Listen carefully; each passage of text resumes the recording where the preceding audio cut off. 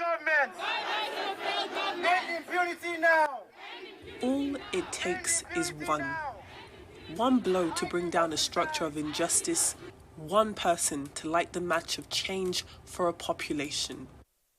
There may have been thoughts protests against police brutality in Nigeria would fizzle out within a week. But the team behind End SARS UK say they are prepared for the long run. We have the momentum. We have to keep on burning on it. We can't afford to be tired. It is as much our fight as it is anybody's fight. It's our children's fight. It's a fight that should have started long ago. And honestly, these are one of the moments that I'm really proud to be a Nigerian, really proud to be a lawyer.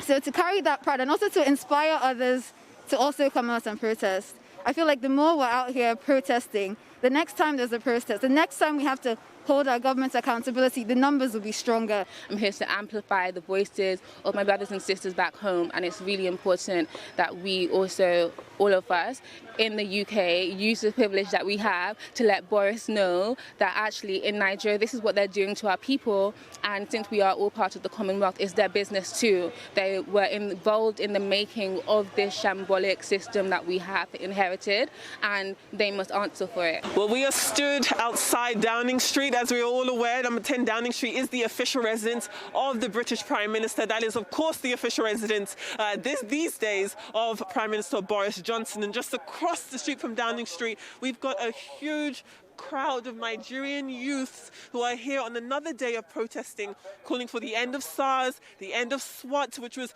we know, created to replace SARS, and calling for the end of police brutality, calling for the end of corruption, calling for the end of impunity. We've spoken to many youths in the crowd there, a lot of them fed up, but all of them hopeful for the future. All of them optimistic that their voices do matter. All of them optimistic that their gathering will garner change. All of them hoping for a better Nigeria, not just for themselves, but for their children and for their grandchildren. People who want to do good in the world need to be just as loud or even louder than the people who are pushing fear and corruption and hate. So as young people, we need to be louder than their corruption. We need to be louder than their hate. We need to be louder than them trying to tear us back. How can you send thugs to an unarmed process? How can you do that? That means you don't value human life. Every human life matters.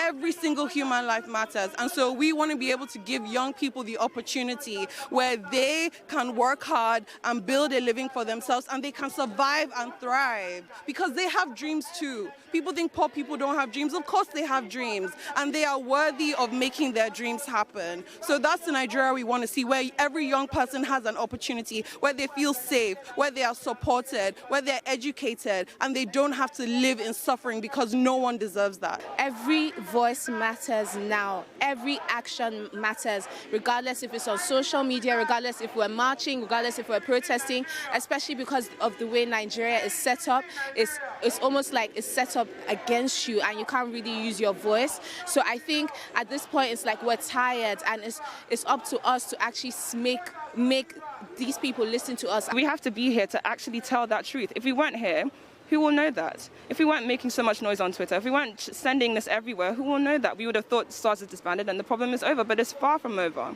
So for us, we have to be here, we have to see the change. It's not just telling us something, it's not just posting a picture in front of the protest. It's not that. We need to see the change. Because we are the ones that can change. The internet has played a huge role in this latest show of resistance. Organisations, including the Feminist Coalition, have used social media to highlight injustice and show the world how they're fighting it. From sending lawyers to release protesters from unlawful detention, to sending security and ambulances to protect protesters, as well as sending money to the families of protesters who have been killed, their efforts have inspired many here in London. For the first time, they've had we're a generation that they've, said we're lazy, we're rude, we're this. I think for the first time, we've gone off Twitter and just tweeting to actually say, you know what, we're going to take this back. And I think massive shout out to, Fekemi Abudu, Jola, Ozzy Etomi, and a lot of them I can't even remember because they almost used their platforms to enhance this. And I think them moving the way they moved and the young people being like, you know what are we waiting for? The feminist quote on Twitter has been tweeting every single day how they have spent the money. We have never seen accountability like that from our leaders before. And that is the kind of country women are going to lead, where there is transparency in government, where we are not stealing money because we value human lives. That's the Nigeria that we want, and that's what's going to happen. The protesters, both here in London and in Nigeria, are well aware that the road leading to the Nigeria they want is long, that they are unwavering in their journey to reach it. Even in the face of death, they are firm in the belief that stopping one revolutionary will not stop the revolution.